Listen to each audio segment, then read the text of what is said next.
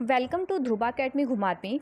हम आपके साथ नवोदय जो एग्ज़ाम है आपका उसका मैथ्स पार्ट की एक सीरीज़ डिस्कस करने वाले हैं। तो स्टार्ट करते हैं हमारे फर्स्ट क्वेश्चन से। हमारा फर्स्ट क्वेश्चन जो है हमें बोला गया है द स्मॉलेस्ट 7 डिजिट नंबर। आपके पास एक स्मॉलेस्ट 7 डिजिट नंबर है, ये वाला दिया गया है। आपने बताना है इसका सबसे छोटा स्मॉलेस्ट डिजिट अगर हम नंबर इसका बनाएंगे, फॉर्म करेंगे तो हमारे पास क्या बनता है।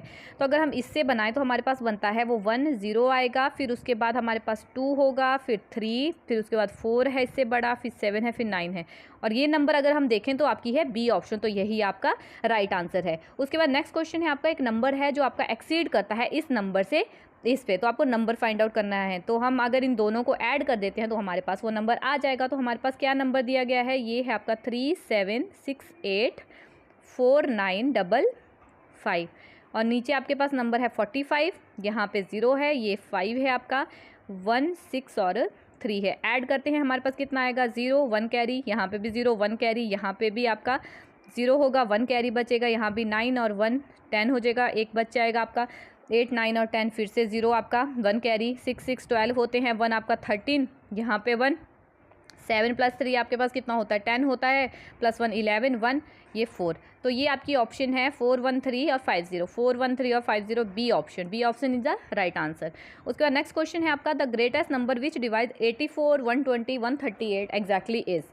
आपको ग्रेटेस्ट नंबर वर्ड लिखा गया, मतलब एचसीएफ फाइंड आउट करना है। तो 84 का अगर हम देखें, हमें अलग अलग देखना पड़ेगा इनके फैक्टर्स की, 84 के क्या फैक्टर बनते हैं, 120 के क्या बनते हैं, 138 के क्या बनते हैं। तो यहाँ पे अगर 2 के साथ करते हैं तो 6 दूना 12 होते हैं और 2 नया 18 होते हैं। तो ये 3 के साथ जाएगा, 3 2 जा 6, 3 3 जा 9, ये 23 के साथ ही जाएगा आगे। यहाँ पे 2 के साथ करते हैं तो हमारे पास 60 आता है, फिर से 2 के साथ करेंगे तो 30 आएगा, उसके बाद 2 के साथ करेंगे तो 15 आएगा आपका, फिर उसके बाद आप 3 के साथ करोगे तो आपके पास 5 होगा। ठीक है, यहाँ पे अगर 2 के साथ करते हैं तो 42, फिर से 2 के साथ करते हैं तो 21, यहाँ पे 3 के साथ करेंगे तो हमारे पास कितना होगा 7, आगे तो 7 के साथ ही कटेगा। अब हमें पता है कि जो अब भी हम एचसीएफ निकालते हैं तो हम कॉमन देखते हैं, तीनों में हाईएस्ट कॉमन फैक्टर देखते हैं हम। तो यहाँ पे 2 है, इसमें भी एक 2 है, इसमें भी एक 2 है, मतलब एक 2 तो आपका फाइनल है। उसके बाद यहाँ पे 2 है, इसमें भी है पर इसमें नहीं है, तो 2 आपका नहीं हो सकता। यहाँ 3 है, यहाँ पे भी है 3, यहाँ पे भी है, मतलब 3 भी आपका है। 23 है, 5 है, 7 है, ये नहीं है। तो क्या बन गया आपके पास, 3 × 2 कितना होता है 6 के बराबर होता है, तो 6 आपका है थर्ड ऑप्शन। नेक्स्ट क्वेश्चन है आपका the smallest of the fraction, the smallest of the fraction. ठीक है, the smallest of the fraction में क्या बोला गया है आपको, आपने इन फ्रैक्शन में बताना है कि सबसे छोटी फ्रैक्शन जो है वो आपकी कौन सी है। तो हम क्या करते हैं, जब भी हमारे पास ऐसे कोई क्वेश्चन आते हैं फ्रैक्शन वाले, तो हम क्या करते हैं, डिनोमिनेटर को अगर हम सेम कर देते हैं तो हमें ईजी हो जाता है उस क्वेश्चन को सॉल्व करना। तो देखते हैं, अगर हम डिनोमिनेटर देखें, इसका 4 है, 6 है, 12 है और 3 है, हम इसका एलसीएम निकाल लेते हैं। 4 6 12 और 3, इनका एलसीएम निकाल लेते हैं तो कितना होगा, 2 2 जा 4, 2 3 जा 6, यहाँ पे 6 है और यहाँ पे 3 ही रहेगा। आगे अगर आप 2 के साथ करते हो तो आपके पास 1 आता है, फिर 3 होता है, फिर यहाँ पे 3 है और यहाँ पे 3 है, आगे तो 3 के साथ ही चला जाएगा। तो आप ये कितना बनता है आपके पास, 2 2 जा 4, यहाँ पे 12 था ना, 2 6 जा 12, यहाँ पे 3 है, यहाँ पे 3 है। ठीक है, 2 के साथ फिर से करते हो तो 3 3 और ये 3 है आपका। ठीक है, आगे 3 के साथ करोगे तो आपके पास कितना आएगा, 1 1 1 1, ये होगा 2 2 जा 4 और 4 3 जा 12। तो आपके पास जो एलसीएम आ गया वो आ गया 12 के बराबर। अब यहाँ देखा जाए तो कितना होगा, 4 3 जा होते हैं 12, तो 3 × 3 कितना होगा 9 के बराबर। 6 2 जा 12 होता है तो 5 2 जा कितने होंगे 10। 12 × 1 करते हो तो आपके पास कितना आता है 12 आता है, तो 7 × 1 करोगे तो 7 आएगा। यहाँ पे 3 × 4 करते हो आप 12 आता है, तो 2 × 4 करोगे तो कितना आएगा 8 आएगा। हमें बोला गया है सबसे छोटी निकालनी है, तो सबसे छोटी कौन सी है, हमारा थर्ड वाला होगा, मतलब ये वाली हमारे पास सबसे छोटी होगी। तो सी ऑप्शन जो है हमारा राइट आंसर है। ठीक है, उसके बाद नेक्स्ट क्वेश्चन है आपका 36 माइनस, ये आपका सिंप्लीफिकेशन का क्वेश्चन है। हमें पता है कि इसमें हमने बोर्ड मास ही यूज़ करना है। ठीक है, ये होता है आपका बोर्ड मास, विनकुलम, फिर आपका ब्रैकेट, फिर आपका ऑफ होता है, फिर डिवीज़न, मल्टीप्लिकेशन, एडिशन और आपका सब्ट्रैक्शन। तो यहाँ पे अगर देखा जाए तो सबसे पहले हमें क्या करना पड़ेगा, ये ब्रैकेट ओपन करना पड़ेगा। पर ब्रैकेट ओपन करने से पहले यहाँ पे है डिवाइड, तो ये कितना हो जाएगा 2 × 2, ठीक है। माइनस में यहाँ पे 15 है आपका, तो इसको फिर से सॉल्व कर देते हैं तो ये 4 हो जाएगा और यहाँ पे -15 होगा। अब आगे कितना बचेगा, ये अगर सॉल्व करते हैं तो यहाँ पे बचता है 11, और 11 से पहले कितना है, माइनस है, यहाँ पे 14 है, फिर ब्रैकेट है आपका बाहर, उससे पहले यहाँ पे 18 है और उससे पहले भी आपसे यहाँ पे 36 है। तो अगर इसको भी सॉल्व करते हैं तो 14 में से 11 अगर आप माइनस करोगे तो आपके पास कितना बचेगा 3।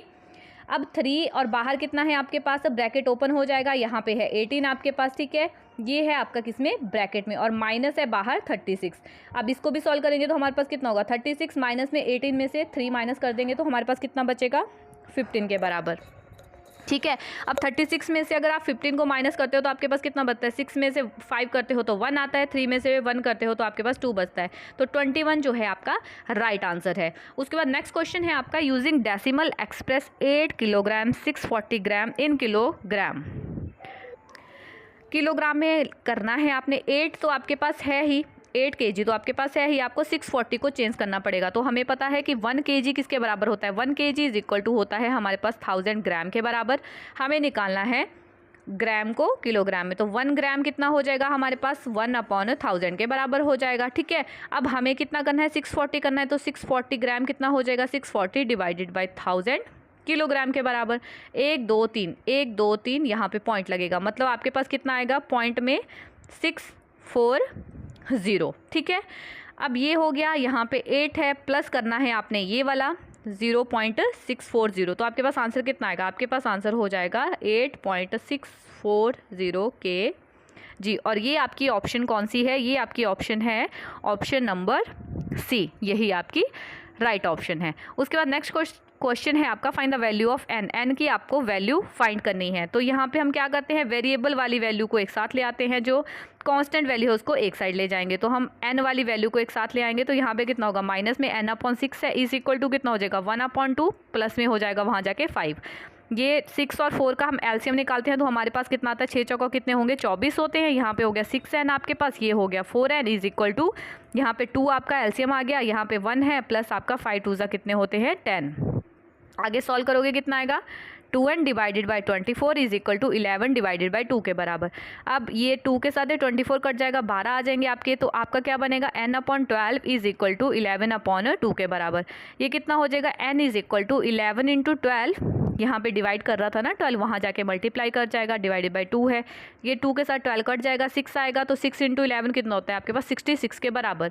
और ये जो 66 है आपका, ये है आपकी डी ऑप्शन, तो यही आपका राइट आंसर है। उसके बाद नेक्स्ट क्वेश्चन है आपके पास, 2 नंबर हैं आपके पास 11 और 12 रेशो में दिए गए हैं, इन दोनों का सम जो है वो 460 के बराबर है। जब भी ऐसा कोई नंबर होता है हमारे पास, ऐसे कोई गिवन होता है कि रेशो में दिया है, तो मैंने आपको बताया था कि रेशो वाले क्वेश्चन में हम ऐसे ओपन करते हैं, ये है हमारे पास एक, दूसरा हमारे पास ये नंबर है, ठीक है।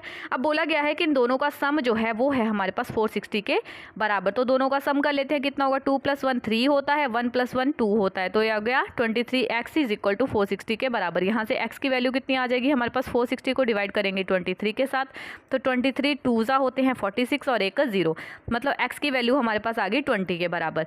अब हमें बोला गया है कि हमें स्मॉलर 1 निकालना है, छोटा वैल्यू निकालनी है, तो छोटी वैल्यू कौन सी होगी, यहाँ पे 12 बड़ा होता है 11 ही होगा, तो हमारे पास कितना आएगा 11 × 20 करेंगे, अगर हम 11x है ना आपके पास, 11 × 20 करोगे तो कितना आएगा, एक 0 बचेगा, 11 × 2 कितना होता है 22 के बराबर, तो 220 आपके पास आंसर आएगा, जो आपके पास है बी ऑप्शन आपकी, यही आपका राइट आंसर है। नेक्स्ट क्वेश्चन है आपके पास, 39 man can finish a piece of work in 28 days. Question में बोला गया है आपके पास 39 मैन हैं जो एक काम को करते हैं 28 डेज। तो आपको बताना है कि अगर वही काम को 26 डेज में फिनिश करना हो तो कितने आदमी की ज़रूरत पड़ेगी। तो हमें जो पूछा जाता है हम उसी को लेफ़्ट साइड में लेके चलते हैं। तो यहाँ पे पूछा गया है, हमें डेज दिए गए हैं और निकालना क्या है, हमने मैन निकालने हैं कि कितने मैन की ज़रूरत पड़ेगी। तो हम लेके चलते हैं कि 28 डेज़ में काम करते हैं कितने, 39 मैन काम करते हैं। अगर बात करें एक दिन में, तो एक दिन में कितना किया होगा उन्होंने, 39 इंटू कर देते हैं हम 28 के साथ। बात है यहाँ पे पूछा गया है कि 26 डेज़ की अगर देखा जाए तो कितना आएगा, 39 को मल्टीप्लाई करेंगे 28 के साथ, डिवाइडेड करेंगे 26 के साथ। अब ये क्या होगा आपके पास, इसको कट करेंगे हम 13 के साथ, तो 13 टू ज़ा होते हैं 26, 13 थ्री ज़ा आपके पास कितने होते हैं 39 के बराबर है। 2 के साथ ऊपर वाला कट जाएगा, 2 1 ज़ा 2, 2 4 ज़ा 8, तो 14 इंटू 3 कितना होता है आपके पास, 14 इंटू 3 आपके पास होता है 42। मतलब कि उसमें कितने आदमी की ज़रूरत है, वो 42 आदमियों की ज़रूरत पड़ेगी उस काम को करने के लिए। ठीक है, ओके, थैंक यू।